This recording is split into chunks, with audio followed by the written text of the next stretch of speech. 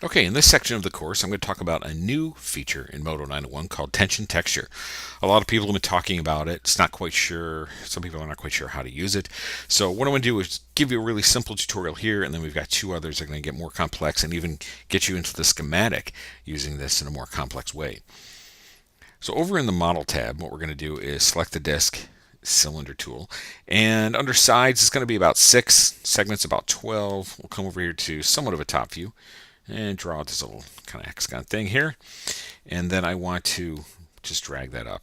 Okay, spacebar turns it off, tab key subdivides it, and in polygon mode then you can hit shift D if you want and subdivide it one time, or just D, subdivision surface subdivide, that works too.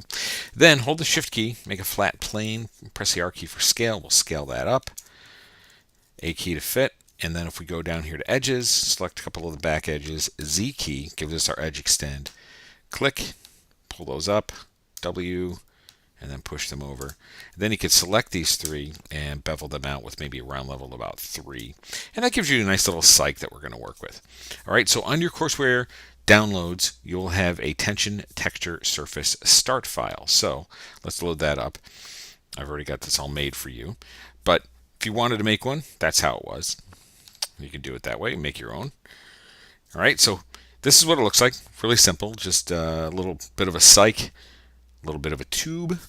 All right, so what I want to do is apply the TensionTexture simply as a color and show you how that can work. And so this can be really good for, let's say you're doing a character when the elbow bends or the knee bends, the color changes a little bit. You can use it for industrial things when there's cracks and turns on pipes and things like that. So it's a little tricky to set up at first when you're not sure. I've been reading the forums and a lot of people asking questions, so I'm going to show you how to do it. So let's jump over to the Setup tab, and I'm going to resave this as TensionTexture Surface by itself.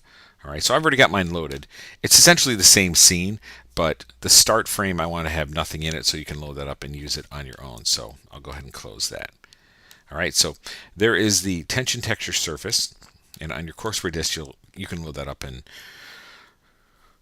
take a look at it all finished. So now what I want to do is come over here, open this up, select the tube, and I'm going to add a bend deformer. So let's click that. You can see there's the little bend deformer added to the base of this. It's a little short, so we're going to increase the length so that it gets right up to about the top like that. And then if you click and drag on the angle, well, you're bending the tube. It's great. You can keyframe this whenever you want. All right, but the thing is, I want to make sure that there is enough tension on this thing to really make a difference, to really show you how this works. So what I'm going to do is actually bring my length back down a little bit, kind of like that, and then press W, and I'm actually going to move the tension up. So we can do like that. A lot of people aren't aware that you can do this with the bend effector and really create a very nice tight little turn. You don't actually have to use it on a larger scale. You can do it something just like that. Great way to make little pipes and connections and things like that. All right, so there's our bend effector, and you can save the scene, of course. So let's get into the surfacing. I'm going to come over here to the render tab so you can actually see everything that's going on. And then let's do this. I'm going to take the tube, the bend effector, hold the shift key and select both of those and press Ctrl G and put those into a group, and we'll call this tube. And the reason I'm putting it into a group is because I want to be able to move those all around at the same time. I'll press W for transform, E, we'll get my rotation, and then let's just rotate that around like that. Okay, because we want to look at that bend on the back of that pipe. Okay, so how do we use TensionTexture? Well, with the shader tab open, with the shading tab open, we've got our basic material. That's fine. From the add layer drop down, we're going to go to processing, and then there is TensionTexture. We're going to add that, and you'll see that, oh, it's just a white color on there, and that's fine. Okay, let me open this up so you can see it. So over here in the tension settings, there's area and angle. Right now we're going to work with just the area. And we don't really need to edit the gradient too much. We can actually do it all right from here. So just middle click right on the color, and then let's go ahead and take this color, select that first key, and just pull that down a bit. And you see we've got a nice dark area there. And look what happens. We suddenly have, looks like a hole in color. Well, It's not really. That is where Moto sees tension, where we've actually stretched those polygons, so we're getting a different color based on that gradient. Really pretty simple. Now, if we go into Edit Gradient, we can go a little bit further. So I'll select these colors here like this, all three.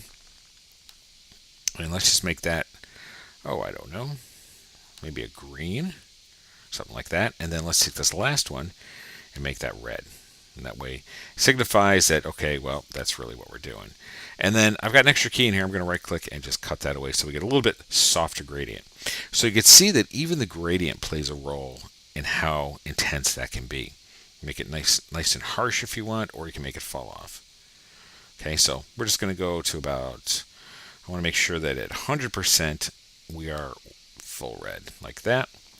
And let's take, actually no, I think I might actually move this down a little bit more. That's good. Something like that. Okay, so now when we go back to that bend effector, let's open up our tube here and select our bend effector. When I come back up here to 0, you'll see that that slowly just fades away. And that's as simple as it gets with the tension texture. Really, really easy. All right, so what else can you do? Okay, well, let's go on to the next part. I can do it right here in this section of the video. What if you wanted to put some texture and some bump in there? Pretty easy to do. What I'm going to do is I'm going to actually create a new group to keep these things separate. And in that new group, I'm going to add, just some noise. We're going to come down here to Textures, hit Noise, and you'll see there's our noise across the whole thing. In the texture locator for noise, I'm going to double click the gang select and then just size down that noise a little bit so we get a little smaller pattern on there. And that noise for the effect, I'm going to right click and make it a displacement. Now the displacement looks a little soft to me, so what I'm going to do is come in here to the base material, and our grid right now looks like about 500 millimeters, so let's bring our displacement value to about 250 millimeters, and that should give us a pretty good bump value on there, or displacement value. Looks good. Let's go ahead and save. Okay, so now I want the tension texture to only happen when this bends. Well, it's doing it for color, but not for the displacement. So in this group, for the noise, what I need to do is add another tension texture. Well, now I see my gradient again, and it's not quite the same thing. Well, what I need to do is make sure that this tension texture is below the noise, and I'm going to right-click on it and make it a group mask. But the other thing I want to do is also add a key for the value this time. Not for the color, but for the value. So I'll make a key right there off to the 100% mark, and then for the front, we'll make it just black. Now, every once in a while, you need to kind of shake your render just to let it update. So now look what happened. Now I'm masking out that displacement to just the tension texture area. And of course, if I go back to my bend effector and I pull this back down, you'll see that not only does the color fade out, so do the bumps. So a really simple addition, but very powerful when you think about some of the things you could do with it. So I've already started using this for a couple of industrial projects where I've got rust happening around a pipe. Now, it's not an animated thing like this, like a bend effector, but it is something where I want to really concentrate in that area, and it's a little bit easier in painting and sculpting it. Now, the next video, which we'll move on to, is actually going to go a little bit further using the schematic, using bones, and showing you how to actually create something like this, where we're going to have knuckles and wrinkles and things like that, all using the tension texture. So let's move on, and I'll show you a couple of more versions of how you can put this together.